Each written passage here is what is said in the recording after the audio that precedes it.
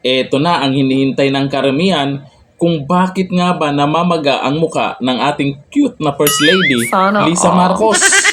At dito maraming nakaabang dito sa paliwanag po ni Maharlika. Alam nyo na, may puting ahas yan. O eto, panoorin natin. Parang gusto nyo yata nga pag-usapan yung formalin ni yung sinaksak sa Feslock ni Liza Tanas. Nakita nyo ba? Nagba-viral yung ating pinost at okay, pakita natin ang Feslock ni Liza Tanas. Feslock talaga, Ang Feslock. Feslock niya dahil kahapon lumabas siya sa video na kung saan yung kanilang mga bridge over troubled water dyan sa Maynila kung saan ay nagpapanggap na kunyari may ginagawa at syempre nasilayan ng mga mata ng mga manunuri like me, like you, ang magang-maga na pagmumukha ni Liza Tanas. Magbibigay tayo ng paliwanag dyan dahil may mga speculation, Rainy, yes, freshness like you, my darling. Okay? Ayan. So, ito po ang mukha ni Liza Tanas. So, kahapon, doon sa kanilang event, yung kanyang mukha ay mukhang sinapak ni Pacquiao. Alright? Sinapak daw ni Pacquiao. Yan po yung yan po yung tingin ng karamihan kasi namaga, mukhang may pasa. Kaya ang sabi ng karamihan, baka nagbugbugan sila ni Junior or baka may sumapak. Pero ito, paliwanag po ni Maharlika ay nagpaturok daw ng formalin. Formalin talaga. Bakit ba kailangan formalin ipaturok dyan? Sana all. Sa inyong mga medical or yung mga suki ng cosmetic, siguro alam nyo to. Tingnan natin. So kasi dun sa parang binugbog ni who's that kalaban yan. Parang binugbog ang Gaga, 'di ba? Alam nyo, Parang binugbog daw ang Gaga. Yun ang tingin ng karamihan. Pag ikaw ba naman binugbog, parang ganyan din talaga ang kinalalabasan.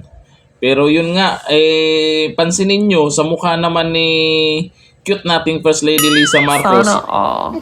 mukhang sa kabila din, mukhang namaga din. Yun nga lang, napansin lang dito sa kabila dahil may pasa at mas maga. Pero kung pansinin nyo, both sides ay mukhang parehas na namaga. Yun pala daw, formalin. Ano yung formalin? Saan yun?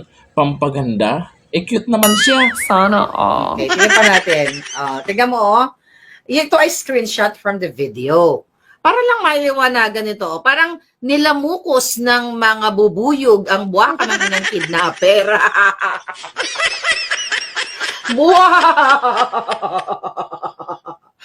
Kapangit ng buwaka. Well, nget pa na talaga yun ng putang inang buwaka ng Jeremes.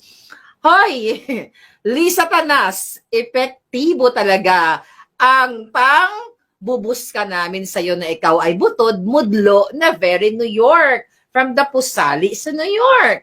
Okay. Bakit wala ako nababasang comment? Kailangan ko ng comment na bonggang-bongga.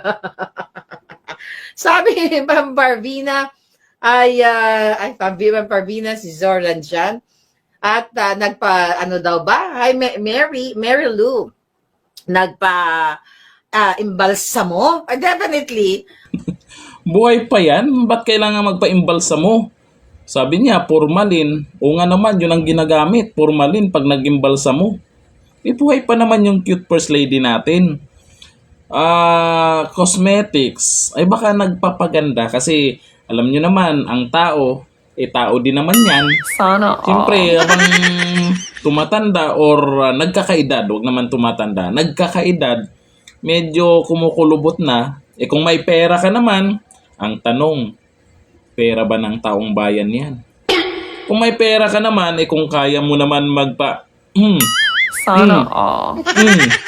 edi ginawa na. Yun nga lang, mukhang hindi nagpantay. Lumaki yung sa kabila. Tapos may pasa pa. Napagkamalan tuloy na binugbog siya. Mukha nga nagpaimbalsa mo si Gaga. Kasi ikaw Liza Tanas, di ba? Hindi mo matanggap na kahit anong pagnanakaw mo sa kaba ng bayan, sabi ni Palangga, parang sinapak ni Mayweather. Yun ang iniisip ko kanyang boksidor eh. Matindi. Kanina sinapak ni Pacquiao. Ngayon, sinapak ni Mayweather. Ay, magising pa kaya yan pag sinapak ni Mayweather? Grabe naman kayo. Doon na lang tayo sa, yun nga, nagpapaganda. Kaya mukhang ito yung paliwanag ni Maharlika.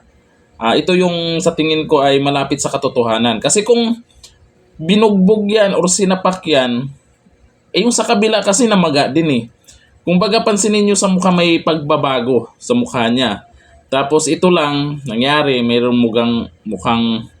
mukhang sumablay siguro sa pagturok or kung ano yung ginawa.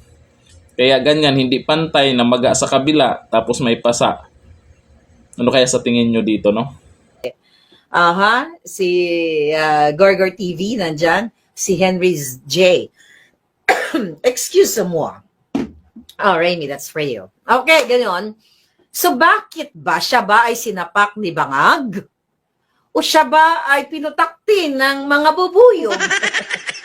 Pinutaktin ng mga bubuyog ang Gaga. Tapos, naka-sunglass pa. Tapos, naka-cover up ang Gaga. Nakaganon. Ang pinakamalinaw na kung bakit namaga yung kanyang pagmumukha ni Lisa Tanas ay nagpasaksak siya ng formalin. Sana all. Yun lang yung word natin. Alam nyo ito kay Maharlika kasi, pag may mga issue dyan sa first family, karamihan po, dito nakaabang sa kanya. Kasi laging may paliwanag siya. Hindi naman natin na mayroon naman talagang may source po ito. Yung sinasabi nilang puting ahas. Kaya hindi ito palalagpasin talaga ni Maharlika kung ano yung paliwanag niya. Pero nasa inyo yun kung maniniwala kayo sa kanya kung ano yung paliwanag niya. Binugbog nga ba? Or nagpaturok ng formalin? Grabe naman yung formalin. Sa dami-dami na pwedeng iturok formalin. Sa mga nakakaalam po about po dyan sa cosmetics o papapaganda, formalin ba talaga? O ano lang, ibang term lang yung ginamit ni Maharlika? Kawawa naman yung cute na first lady. May mga nagko-comment dyan nakaraan sa ating video. Sabi nila, bakit cute? Hindi naman cute. Ay, para sa inyo. Para sa akin cute. Galing mismo sa kanya yan. Nakaraan na yung mga bashers niya ay ganun daw. Tapos siya daw ay cute. O edi, pagbigyan naman natin. First lady natin yan. Cute nga, di ba? Hanggang dito lang. Thank you.